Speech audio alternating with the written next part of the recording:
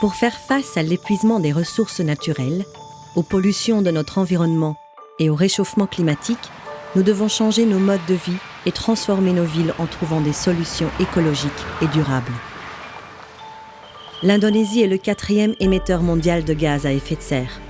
Pour cette raison, il lui est nécessaire de choisir maintenant un nouveau modèle de développement urbain. Indonesia now is known as an economic growing country. The challenge now is people migrating from the rural to the city.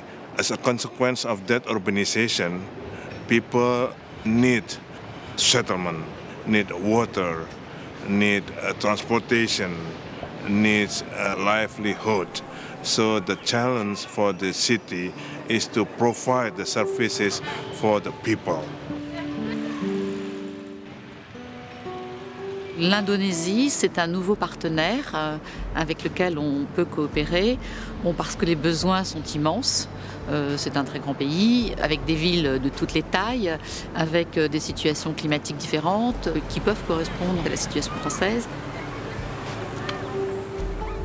En Indonésie, on est en train d'essayer d'appliquer le principe de développement durable.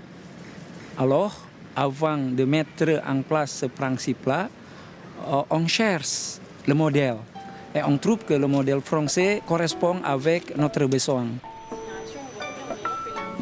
Aux côtés de nombreux partenaires, l'ADEME se mobilise pour favoriser l'émergence de nouvelles façons de concevoir, construire et gérer la ville. Elle encourage le développement de démarches exemplaires à travers le plan d'action Ville durable. Elle met à disposition des collectivités des outils d'aménagement durable comme l'approche environnementale de l'urbanisme, le cadre de référence HQE Environnement ou le label national Écoquartier. Le développement d'écoquartiers en Indonésie s'appuie sur ce riche terreau méthodologique et technique maintenant bien éprouvé en France. Dans le cadre d'un programme national de Green Cities piloté par le ministère des Travaux publics, 2 villes, Mataram et Bandung, ont été sélectionnées pour bénéficier de l'appui franco-indonésien.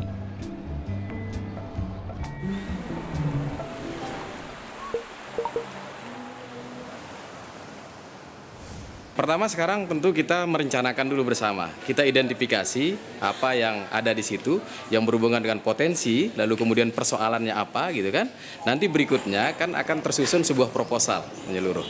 Dari proposal menyeluruh inilah lalu kemudian atas bantuan dari teman-teman konsultan ekodistrik kita akan menyusun program-program apa yang akan kita lakukan ke depan.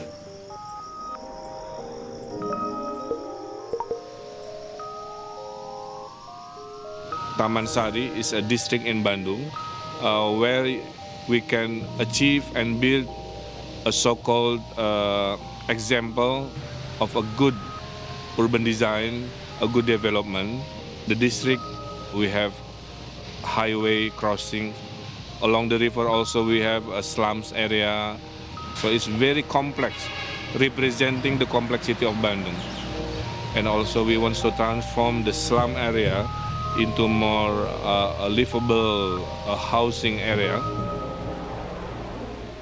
Grâce à ce partenariat, le ministère des Travaux publics indonésien s'est engagé dans un financement important en prévision d'une mise en place rapide de ces projets et en utilisant les certifications et les compétences des entreprises françaises.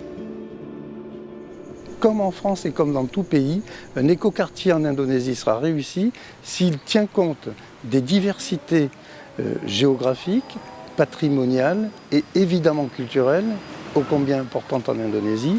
Et cette convergence entre différentes particularités ne peut avoir lieu que par un mécanisme de concertation et de participation forte au moment où l'on définit l'objectif de l'écoquartier. Les institutions des 2 pays ont décidé de renforcer leur coopération en matière d'urbanisme durable, d'établir des échanges et des formations, d'accompagner les villes pour une meilleure gestion des ressources, foncières mais également en eau, énergie et déchets, et de mettre au point un référentiel pour la construction d'écoquartiers en Indonésie. La collaboration internationale est primordiale pour mettre en œuvre les nouveaux modèles d'urbanisme durable. Nous devons dès maintenant trouver ensemble les solutions de demain.